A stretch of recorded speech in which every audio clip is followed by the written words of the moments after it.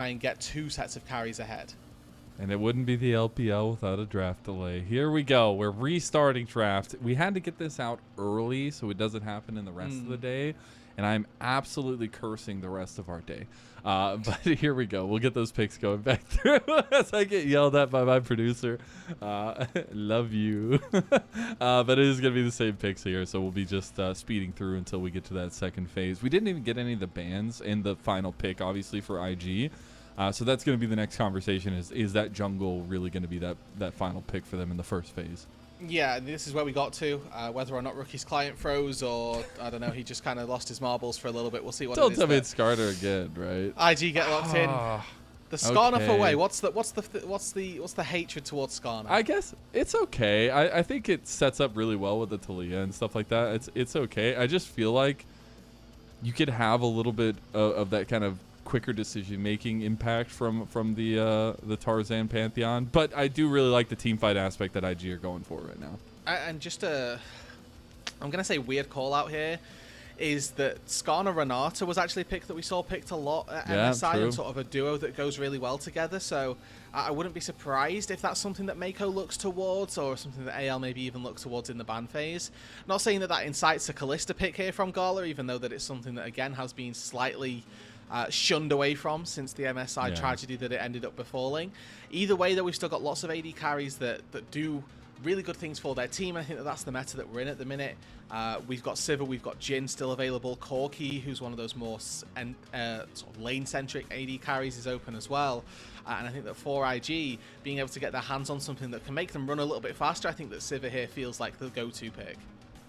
Part of me loves that we're in a world where ADs actually matter and we're getting so many bans toward them. Part of me hates it because we're getting so many AD bans. But it does make you go deep into the pocket, and obviously these two guys definitely have deep pockets when it comes to the pool here. I do see that Poppy ban as an interesting one, just in case it was going to go Kael's way and kind of have that impact from the support role. But that's the other role I kind of want to talk about. We talk about ADs all day long, but Kael and Meiko have had a lot of influence on the kind of style of play over the last year, at least, and especially in the last couple splits in the LPL. But Kael seemingly had become the better of Meiko in a lot of ways, and Meiko seems to have found his resurgence here as of late. Yeah, I think that Kael in Split 2, right, he was definitely the best support performing in Split 2 by far. Meiko, not really up to that same level, and we were questioning whether he even makes it to top 3 All-Pro. But in split number 3, it's not really been the same story for Kael specifically. I think Meiko has been at a good level, but not necessarily one that's been, stand out or above average than we would have expected. It's mainly a case of, can Kael really return to the form that we saw from them in split number 2? And they actually, I think, sort of against the run of things here, opt into the support first pick. I think with AD carry being such a pinched pool, leaving yourself a little bit more susceptible to getting something else taken is definitely a little bit dangerous. With the Rel taken away, expect just Alistair maybe here to come through for Kael, a really good answer, and not really have any bans on that support area is, again, pretty atypical. It's just so funny, man. Literally, they're taking each other's champions. Yeah. Most played for Meiko is Alistar at 5. Most played for Kael is Rel at 5. But going to take those as well. We'll see what the counter is into the Sivir here for IG and for Gala. Not going to go the Ziggs route that I talked about earlier. There's too much AP on the team. But I do really like the counterpoint on AL's side. The Sivir here really feels like it enables this late game comp. Yeah, and like you look at the composition that AL have drafted for themselves, it's Sivir Izzy a late game. You're not really in a position to out-team fight that, let's say, ever, when you reach 6 items on both sides. So AL have got the super scaling here. They do feel pretty confident with that. And despite the fact that IG have got a front line in the Skarner, the front line's going to get melted when you reach those high levels and when you reach those full items. So it's really about the mid-game turn-on for IG that we're looking for. Let's see Talia hit that 1-2 item spike. Skarner get the heart steal with Gwen ripping through you. That there is elements of scaling for IG. I just think that it's a lot harder to execute for AL, or for IG, excuse me. It's the bar of execution is tough there. Yeah. And it's funny, we talked so much about Gala. We talked about all the Super Saiyan form of both these ADs in their own respects, but the Jhin can have that moment if you get ahead, if you have an item advantage, you can find those moments. But right now, IG are saying, let's play towards these solo lanes. Let's play away from Gala being that hyper carry late game insurance policy, and let's try to get the ball rolling earlier.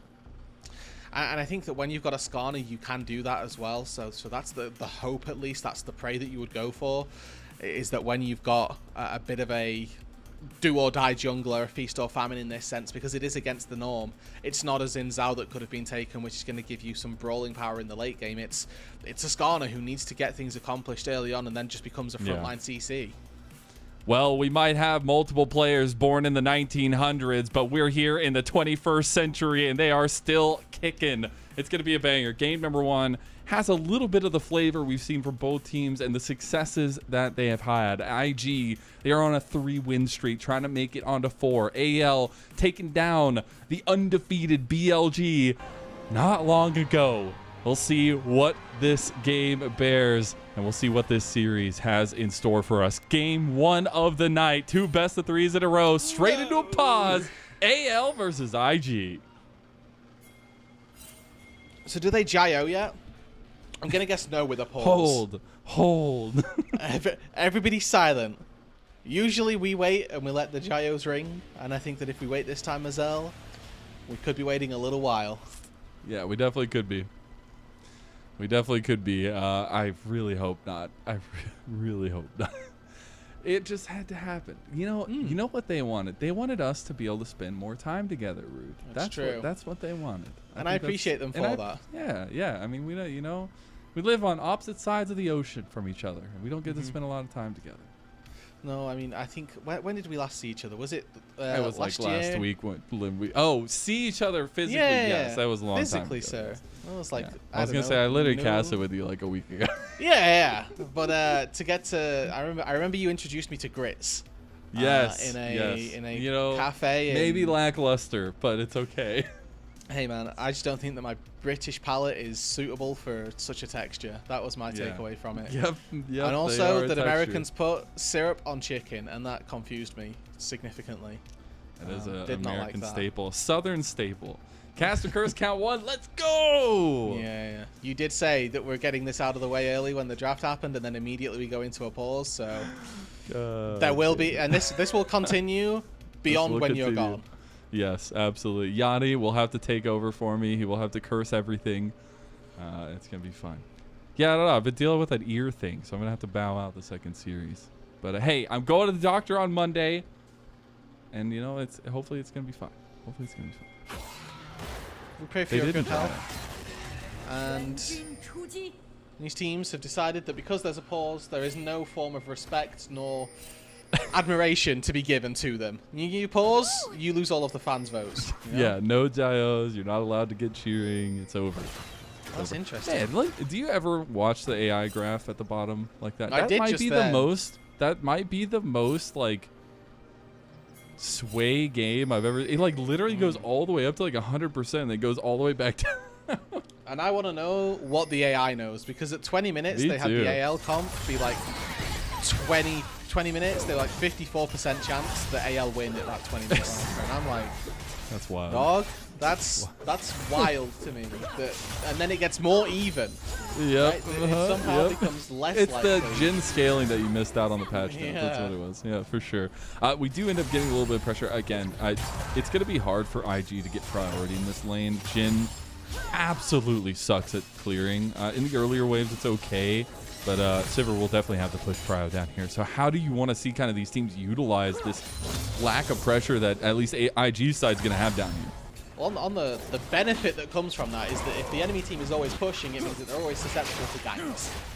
Now Wei has decided that he's starting on his bot side to clear up to his top side, which means that there's a little bit of time here for Hope and Kael to be safe, to be able to farm up their minions without really any repercussion. Expect a 3-wave crash, honestly. We've seen a lot of AD carries look for a pull relatively early on. And you can actually see Tarzan here passing away from his bot side. He wants to invade, doesn't really have the priority for it. And you can see there's a couple of options that he's got. He might go mid lane, he might go in. Wei's going to spot see him now. Okay, he's going to see him around the corner. He does have the smite available, and Tarzan comes in, gets his groceries, and heads out. But Rookie did end up having the first move here. A little bit of Ishtal's impact over the wall. Not going to hit into the wall, though, so he doesn't get the wall bait. Now Shanks is over here. The stun comes through. The work round is there. Tarzan going to block off, and first blood goes to AL. Now AL trying to get away. They do end up getting Tarzan down. Rookie's getting burned to the ground by Flandre, but it goes down to Shanks, who gets a double kill, and now TheShy will have to dash away. A double kill for Shanks early, and this Azir is going to be a monster. And again, a reminder that Shanks' Azir was something that we spoke so highly about in 2023-2024 when he was on a former roster, that giving him gold early is an exact way to find success. This is the pick that carried them through game number 3 in their series versus BLG, that found a game-winning swoop onto their defending members in that Nexus defense. And the fact that we've already had to see 2 kills go his way is definitely something that won't be favorable for the IG squad. A little bit, not just not respecting the power that AL had early. But he's gonna go straight for that Dark Seal, my goat. He just immediately is like, I'm taking the gold and I'm gonna make you hurt with it. The recurve bow is also completed early there for him. TP back into the mid lane, but with the thing that happens because of this is that Tarzan feels so much more enabled. You have power at a mid lane, well the Pantheon can do whatever the hell he wants. And I love that I talked about at the beginning. It's gonna be a tug of war between these 2 junglers, and Tarzan had taken the first pull. Can see Wei at least attempting to respond, sees if the Krugs are up, ends up finding them, and saving his E I think is really important. Means that he can use that for a bit of an escape tool. Will likely go out over the Drake pit just as a sort of 2-wall taxi. Not really a problem for the Skarner to be able to find these invades without feeling too hard done by.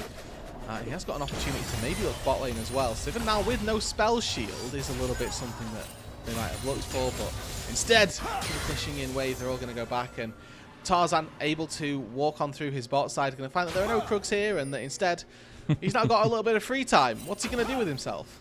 Yeah, not level 6, just hit that level 5, so was really hoping he could get an influential gank here, maybe even still looking for it. The flash comes out instantaneously from Gala. I really like that play from IG to get away from it. Yeah, and the summoner heal from Kael sort of indicating that something was going on. They knew that Tarzan would be on this bot side. That pink ward in the brush spotted Tarzan walking towards his Krugs, and with nothing happening, that's kind of what you can anticipate. But Meiko gonna crash down, doesn't get the CC. Tarzan goes in way late, maybe not gonna be able to follow through with that one. Gala getting some good chunk damage right back to defend Meiko. Yeah, and with the backing away there from Hope and Kael, Tarzan finds a way to get an engage, but there's nothing really there to follow up. His team have left him a little bit to the slaughter, but they are looking a little bit sloppy down on that bot side. We'll see whether or not there's more from these summoner spells that have been burned. I think that Gala having no flash is a really big ticket, especially at level 6. That's something that we can expect to see. Kael just immediately flash on top of this Jhin, and even then, that should just be a kill. You have a Pantheon following up, you have Shanks who should have permanent priority in the mid lane that can move down. I'd like to see this Jhin get punished and really want to see Gala pushed behind the curve here. Yeah, and I think it needs to happen, although we are seeing some movement from AL around this top side of the map. I was curious if we were going to get any influence around the dragons. I think early dragon stacking between these 2 comps can really help kind of do that bridge building that we were talking about in the draft. But that isn't the focus right now, and Grubs are up at about 1 minute and 15 seconds. Seems like that could be the focus, even though neither team is really swapping just yet, and the redeploy from Hope just came out in bot side. Yeah, and I think that, honestly, Gala here might look to try and go somewhere else on the map because he's so susceptible down on that bot side without flash, with level 6 is beginning to be hit by Tarzan, by Shanks. I wouldn't be surprised if IG begin looking for some of those lane swaps. Instead, it is just going to be a return back to that bot lane and sort of a hope and a pray that IG can keep their Jhin safe. I think with the fact that we highlighted these 2 AD carries specifically as the ways for these teams to succeed, it feels really strange that they've burned a flash early on, and if AL don't look for anything more, then we question really why. Gotta find that proactivity. Tarzan has hit level 6, so the Grand will be star falling at some point. There was a little bit of vision game being played by IG on that AL red side. I really appreciate some of the vision game that IG have been able to kind of keep tabs on Tarzan with, and we are still fully focused around this bot side and around this dragon pit. And again, with these two teams, we highlighted that it's really the mid-game for IG where they want to come online, but at this early deficit, maybe they don't feel like they can. Maybe they feel like they've actually got a pretty decent late game themselves. If we look at all the damage that they have between a Gwen and a Jhin in the late game, we know that they can do damage to Leah as well, can cause a lot of disruption. Maybe they're not really too worried about what AL do in the late game because they know that they'll just be able to cut through the front line that AL have got. I think that's a little bit optimistic. You know, there's an unbreakable will there, and as long as Kael reaches level 11, he's probably going to be fine as a frontline member. At this stage, we are happy that the teams are trading, and I think both of them will be because they can just scale up, wait for those late game positions. Yeah, and as we were talking about, Shanks, definitely a lover of the Emperor Prima. And some insane stats on it over this last split as well. And was a key component to, I feel like, AL's MSI run as well. But has been a consistent pressure mid that they can utilize for AL to try to benefit their style. Now, the Dragon did end up getting pulled off of. So that trade we were talking about doesn't go through. The trade deal was canceled, and AL just come up the winners up. You know, the usual trend of this is junglers will spend a lot of time clearing away a neutral objective, which then means that they've got time to go and clear their camp. So you might anticipate that you could just go from one to the other, but that's not necessarily as easy. Okay, double knockup going into Meiko. Meiko getting low, but he does still have the flash and the crash down, as well as the Magnet Storm, so they were a little bit hesitant. This is also going to start being the point where Sivir really comes online in the wave clearing. Jin's going to be pressured constantly. Yeah, not going to have the opportunity to push back. It is really the issue, as we can see that Shanks establishing some semblance of priority over Rookie. Those early couple of kills now profiting even further. We haven't really seen Shanks make the most of it for the most of this game. But getting a plate in the mid lane, still being full HP, full mana, and not really having had to take a recall with teleport still available. The expectation is that this mid lane is going to continue to be awkward for Rookie. He's going to have to overperform to find a beneficial position in this situation. And looks like reinforcements will be deployed by IG onto the bot side of the map. There were some pings from, it seemed like, Meiko going over towards the Dragon, trying to clear out some of this vision. This is going to be the next staging point for both teams. And it does seem like the supports are early active on the map. And that's like a side point we talked about in the draft, is how impactful Kael and Meiko have been for their respective teams. And that, you know, Kael has seemingly gotten the better of Meiko over this year. You know, Meiko has started to come back into form now. It all matters where you use that experience. And, you know, Meiko could take that extra step, take that 2-0 series victory over AL on the split, which actually would be nothing to scoff at here. His ultis are going to be popped in the top lane. Flandre is in trouble. The early flash there just to make sure he can get away from TheShy. TheShy still had exhaust. Yeah, and, you know, getting a really here it comes. trade. Scarfall. Grand Scarfall coming in, but he wants to try to get the kill back. He gets the turret shot, and Flandre and Tarzan combine to take down TheShy. Yeah, just sticking around a little bit too far with no W. There's not really any outplay potential. I think that if Tarzan flubs that, it's a pretty big disaster. They do get the opportunity, though, IG, to look at this Dragon down on the bot side, but it might not be as easy as they think. Oh, Rookie showing the newbie the moves. I guess not the newbie, the journeyman. But it is IG getting kind of pushed out. It is going to be the flash by Rookie, but the Weaver's Wall coming right back in. They want to try to get Shanks right back. Going to flash out at seismic shove just to get away from that engage. Kael in some trouble. Going to pop the exhaust there in the end. Does have Spellbook though. But that is meaning that IG take full control of the bot side of the map. Look at all this vision, and the Dragon goes their way too. Yeah, the power of Nimbus Cloak there really starting to show itself as Kael uses just a Spellbook Exhaust to be able to get away from the Skarner, who's threatening with ulti, knows that he can't really pull it onto an Alistar because he's just going to Unbreakable Will on the unit immediately. So a good little play there from Kael to get himself out to safety, and good restraint from Wei as well to recognize this isn't worthwhile going for. But for anyone's legend, moving Hope up to this top side, pushing him to the side of the map where there are going to be objectives spawning soon. This is a Sivir who's reached Essence Reaver already, so now really doesn't care about wave clearing at all. Is super easily able to do this just by auto attacking and getting all of her mana back from those creeps. Is really powerful. Gives her a push on this top side, means that she can start to look for plates if there's a little bit of support as well. And I think that the way that this Sivir has been completely unchecked feels really good for Hope. It's worth saying, though, that Gala, again, was completely left alone during the time that he had no flash. This is giving, you know, that Jin's slightly weaker point versus the Sivir a way to stay in the game. I'm not a fan of the Yumus. I used to be a fan of the Yumus. I actually really like the collector's card, but Gala has a vision in mind. And you know what else has a vision in mind? Protiv.gg is where you can go get one-on-one coaching for any of your gameplay efforts. You can use the code LPL10 to save 10% on ProDiff, and you help support the LPL English unofficial product as well. You show them clips, you get one-on-one time with the players, former LTA, former NACL, or current LTA, current NACL, and current ERL players.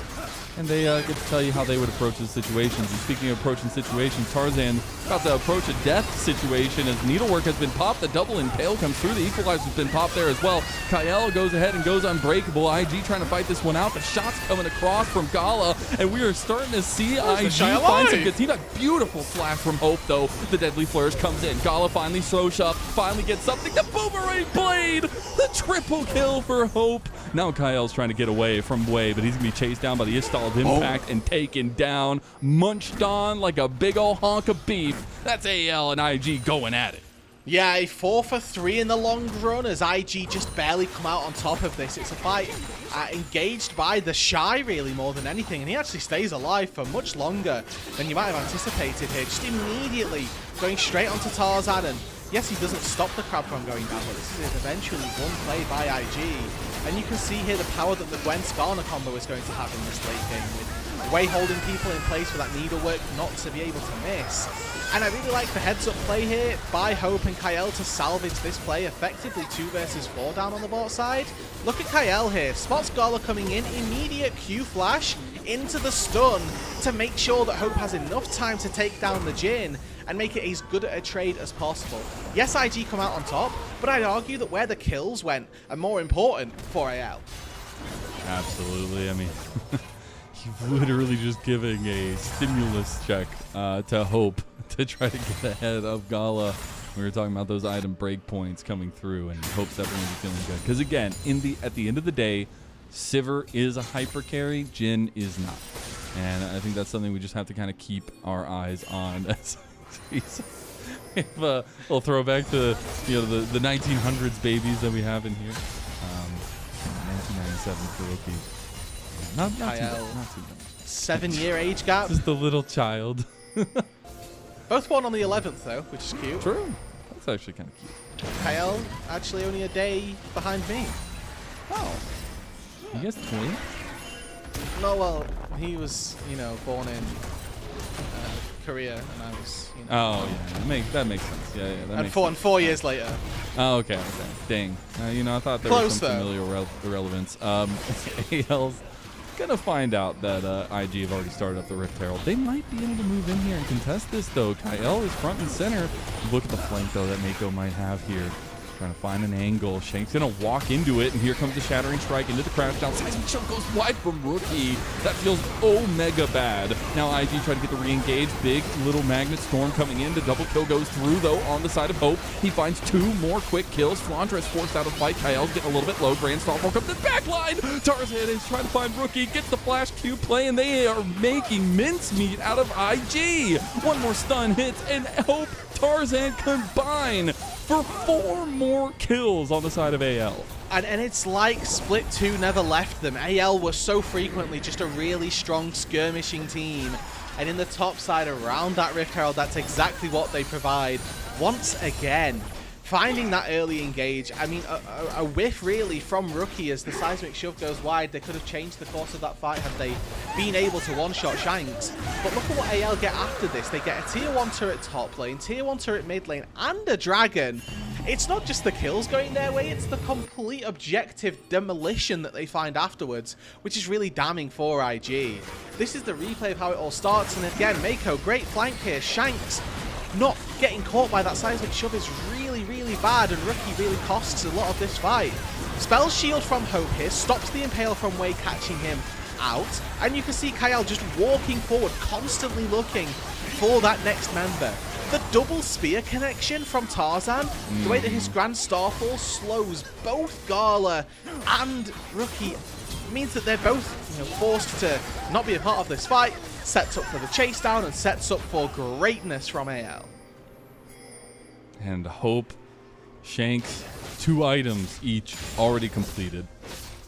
Absolutely massive power spikes now from this squad. And hey, if we're looking back to the AI, I mean, this is exactly what they predicted, right? I mean, AL up 5,000 gold almost 20 minutes into the game, and it's on the key carries. The AI bot predicts that IG somehow come back into this. Yeah, true. And say that if we make it to 35 to 40 minutes, that that's when IG are really going to come into their own, and that's where I really lost it overall. But I do think that AL in a very, very solid position, right? They have this Pantheon. We were talking about the draft being so favored toward AD carries when we looked at the bans, and that we're in a game 1 with Gwen, Rumble, plus Azir, Talia, and a Pantheon. Those picks don't frequently get that could just be a list of bans from a game 1 with a Varus thrown in there as well. But this is game number 1 of Fearless, where we had a very weird set of bans go through. Yeah. And it was Tarzan taking the Pantheon first of all, which ultimately has made the difference here. 10 kills for the squad, 8 of them in his back pocket, or in as contribution from him more so.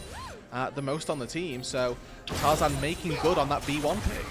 And that's what I love in these kinds of moments, because you do have that step up from Tarzan. And he's somebody who we were, softly criticizing coming into this series, saying he hasn't been the same kind of influential jungler. I mean, this man took the standard and flew it far forwards, at least for AL in split number 2. He's the guy that was leading the charge. And now in this game number 1 against IG, he definitely is in that position again. We'll see IG just running for the hills.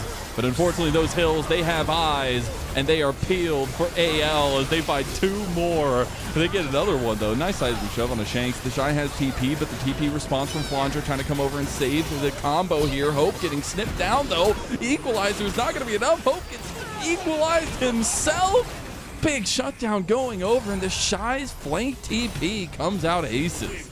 Yes, we're 2 for 2 overall, and a very solid response from TheShy there. Able to look to take down the bot side duo, but importantly, it's a jungler that goes down on IG's side. AL feel like they can start this up. Spellbook TP on one side, Talia TP on the other.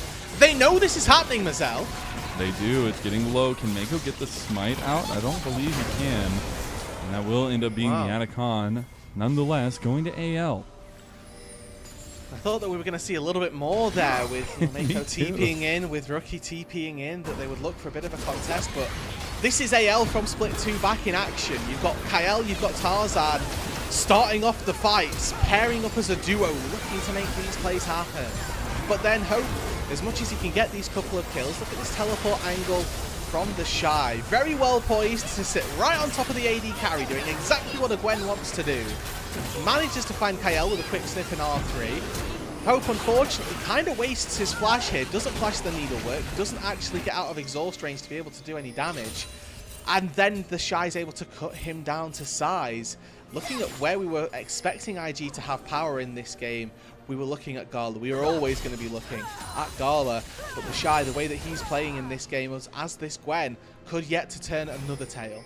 Yeah, I mean, in the draft, they definitely wanted to put a little bit more of their resources away from Gala in this one, and hopefully it's going to pay out for them. We did get second item completed for Wei. He's going to be unbelievably tanky now as well, but you're close to cresting on 3 items for Hope and Shanks, and on these kinds of carries, it can be so difficult to manage in the fights. Also, it's going to be Gala with a delayed power spike in the IE. He went for the Yumus into the RFC immediately. And that's going to feel a little bit tough in some of these fights, especially with some of these tankier members leading up the front side, as we do have Dragon up. It's still 1-to-1, so there's no overwhelming pressure for either one of these sides to make sure that they're the ones that get it. I see IG sniffing around, but I think realistically it's a play for this top tier 1 turret. Try to get some gold back on the map where you can. Because if you think about it from a gold perspective at the minute, they're down 4k gold. That's a lot of items that they're really not in position to have, that they can't really fight with. See, you've got Tarzan starting that up. He's 2 levels up over Wei, which is a really important benchmark to find, especially in the current jungle standings. Getting any form of advantage over the enemy jungler is quite the boost. It makes me so happy to see Tarzan kind of back in his form here, at least for game number 1. We can always call him game 1 Andes if we want, but hey, executing a draft that you get like this is super important. And the thing is like you can have these executions in these fights and it's really nice, but what set the tempo and what I exactly talked about at the beginning of the day is these junglers want to set the pace of the series, want to set the pace of the game. And what did Tarzan do? Literally went from one side clear straight into an invade play and was able to steal away Wei's red, and then after that it was just constant aggression, constant pressure. And I think those kinds of moments, that is what kind of pans out the strategy of this series, and you can tell that AL are trying to attack Wei in that way. You want to just keep track of some of those crucial items that we've been talking about, because the scaling on this AL team is so important. Hope just went back to base and picked up a pickaxe. He didn't finish off that Infinity Edge, and I was really expecting that to be the next big ticket item for them to collect. And Shanks as well has been sat on this Blighted Jewel for quite a while, so that voice that can't be tremendously far away from being finished and completed. You can see though that Shanks quite happy to stand and duel with TheShy in his face. Upper level, he's not necessarily feeling too uncomfortable about the Gwen, but I do think that having the exhaust really gives TheShy a good way to take some fights. Yeah. And IG, I love the way they're playing respectfully here, because if they overextend for one moment, especially if Tarzan's anywhere nearby, Grand Starfall comes out and the party gets started for AL. So they need to be a little bit wary of where they punish. And right now they're just trying to whittle down some of the waves that keep crashing into their base. And they're trying to use some of the pressure to regain vision on the top side of the map. Baron spawns, as we've said, in 30 seconds here. There's no Don't imagine that we get it. I mean, they could though, right? They have a Zia Sivir. This isn't a slow team. I think this is a real point of contention for IG, that actually they need to constantly be making sure that they've got vision in the right places and that they can actually see whether or not that gets ripped. We've got double blue wards for Rookie and for Gala. Meiko is just now had his flash back up, so will be able to at the very least save his flash for getting out of danger if he has to face check a brush. But I think that with this Baron being up and Shanks being so strong, Shanks having that third item, I think completed if I spotted it right as he walked out of the base. Never mind. Yep, there it is. Infinity Edge finished for Hope at the least. So yeah, that's what I was thinking. It's not like they're weak at this point here, Mazel. And I love it, because we had that fight on bot side for no reason. We're about to get a fight as well for no reason, because there's no objective of Baron, but we want to contest in the mid lane, and we immediately contest on the Wei. Wei is getting chunked. He's the tank. He is down. Tarzan didn't lose any health there. Rookie wasn't able to do anything for Wei. And Kael just running amok in the back line. The equalizer, the red line that IG had to cross to their death. And that's immediately the push in the mid lane for AL. And just Sivir shreds. That's all it is. We talked about the fact that Wei is going to get outscaled as this Skarner. And you might be right here, Mazel. 30 seconds, no Rookie, way. 30 seconds on TheShy. How does Gala defend this solo? No freaking way, Gala's Jin. He can't. There's no way. AL, after going down 2-0 in heartbreaking games against IG earlier in this split in round number 1, they come out and deliver a haymaker straight to the jawline of Invictus Gaming. It's slow, it's steady. They might not be able to finish it at the end, and they do. It's game 1 over to anyone's legend in spectacular fashion. 26 minutes into the game. Just a quick little fight there, and it was one that IG honestly was sniffing around and looking for. We see Meiko poking and probing forward, and you know, we've got a little bit there of Wei sniffing and seeing if there's a little bit of a pick onto Hope. Unfortunately, it's just not present. Kael with a really solid engage finds a double knock-up, and you talked about the fact that this Skarner just isn't going to be able to be the front line, and it was really, really shown there. Don't really think that we got to see too much from really the solo laners of AL in that fight. They just sort of turned up and the fight was already over. Yeah. They literally just said, "Who's your healthiest member?" All right, sure. Smack him in the face. No doubt. Oh my god. I gotta say, I appreciate the focus on the carries, right? And I think immediately that Super Saiyan image of Hope, it garners a little bit more attention now in those kinds of moments when they give him a hyper carry. And IG, get Gala on a hyper carry, I swear to God. If you don't do it in game number 2, I'll be very upset. But Tarzan, man. Tarzan had a masterclass in this game. He did. I mean, it was absolutely incredible. He was doing very well. Just everywhere he needed to be really on the Pantheon, right? For the first few minutes of the game, there were only like 2 kills out of the first 10 that he wasn't a part of. And you might be able to argue what he was doing on the rest of the map might have been just as important. But I do want to, again, harken back to Hope, because I think that he was, again, just such a crucial part of this game, even though it may never have felt like he was popping off, even through the laning phase, just so comfortable in this Sivir versus Jhin. He was able to find that early first wave crash. He then goes back to base, picks up a cull. And, you know, for Hope, those are one of the games where you're like, yeah, I can't lose this game because everything has gone right. And he gets to that third item, they find a fight, they win the game. It just felt so clinical for AL that you can just sort of hear, as an AD carry player, me going, all right, guys, I've got my Infinity Edge. Any fight's a good fight. GG. They find a fight, they win. And the way they set up that last fight too, right? Like instantly engaging on the front line, but the freaking equalizer to just cut off any kind of exit that IG wanted in any way. And then you have the ricochets just going between all of them. That's the reason why you draft a comp like that. And I really love seeing that IG had some responses in some ways, but AL drafted an extremely strong composition and were able to execute it on it as well. And I think that's some of the consistency that has been lacking and why AL find themselves in a desperate need to win games here as we finish out the round robin. Yeah, and I mean, they were, let's not beat around the bush here, they were sleeping coming into split number 3. They'd had some, whatever problems they had in the early part of the split, they seem to have at least put some sort of rest to them because they just beat BLG. And I think that, you know, we were coming into the second round robin saying BLG are the bar to beat. Anyone who beats them, we have to start talking about seriously. AL managed that, and now in a series, or at least a game number 1 up against IG, who are a team who are 5-2 in the standings, looking very convincing themselves. I mean, Hope's just absolutely destroyed them. Disgusting damage. Absolutely disgusting damage. Also, that gold graph. Hilarious. Just straight up. It's like a skyscraper. Just win. But yeah, just win. Absolutely incredible stuff from AL. And from the blue side, I don't know if we necessarily expect that to be the case all the time. I mean, blue side is very strong with some of the picks they can get. And now that brings me back to that kind of conversation of the tug of war, and especially the jungle tug of war between these two teams and like what that next iteration is going to be. Because we got the Skarner kind of team set up for a way, and it did not look good. You didn't have proactivity. You didn't have any answers to what Tarzan was able to do. And I expect IG to adapt and give Gala a hyper carry in this game too as well.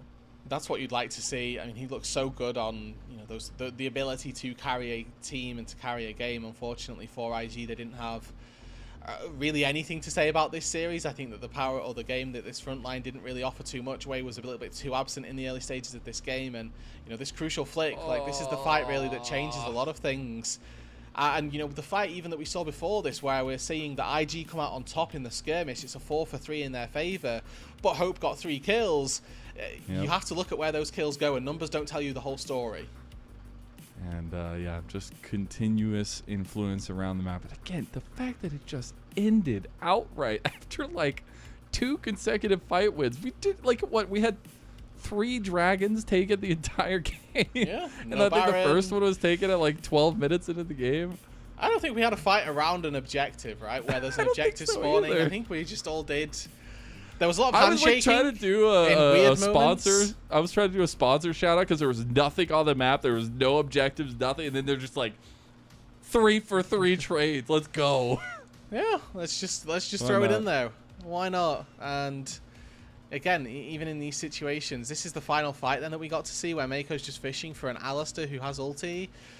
I mean, at this point, Meiko has not been auto-attacked yet, and he's just taking chip damage from the Sivir. He's half HP off the back of this. The Skarner's already dead. Kael, really good heads-up play, and I think, to be fair to Rookie, I mean, flashing that Q flash is really impressive, but yeah, he's just stood on an equalizer and gets chopped up. Cut down, man. Yeah, I mean, all of that latent damage, some of the damage you can't, like, it doesn't feel like it's immediately coming at you when you have the boomerang blade, when you have the ricochets coming through, but as well as Shanks peppering in there, the health bars just disappear like that. So I do expect Hope to get the MVP here. I could see a world where Tarzan gets it just for his early impact and especially that first invade there. But do you give it to Hope? Yeah, I mean, Hope played mechanically actually really, really well this game. His spell shields were on point, some good skill shots, some well-timed flashes as well. There was one where he dies to the Gwen where the flash doesn't really do anything, but other than that, you know, really good MVPs who I think we could show should fly the MVP. Let's see it.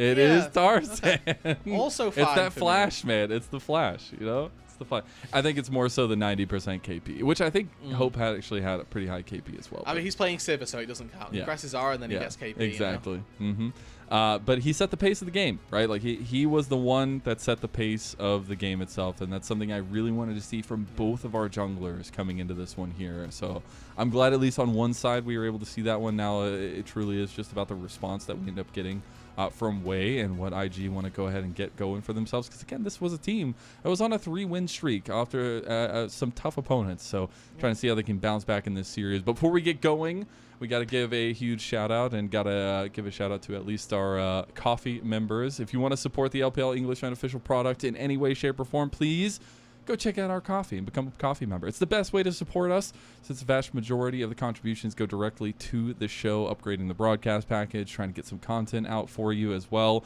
and to paying the volunteers that spend their days and days and days making this show a possibility. Subscribe to our coffee, linked in the chat, to unlock perks like early access to content, the ability to ask interview questions once we get those going. Once again, best way to support us is through our coffee. Thank you so much to everybody that already supports us through there. And that is it for game number 1. Can IG bounce back and give us a series, or does AL take the sweep? We'll see you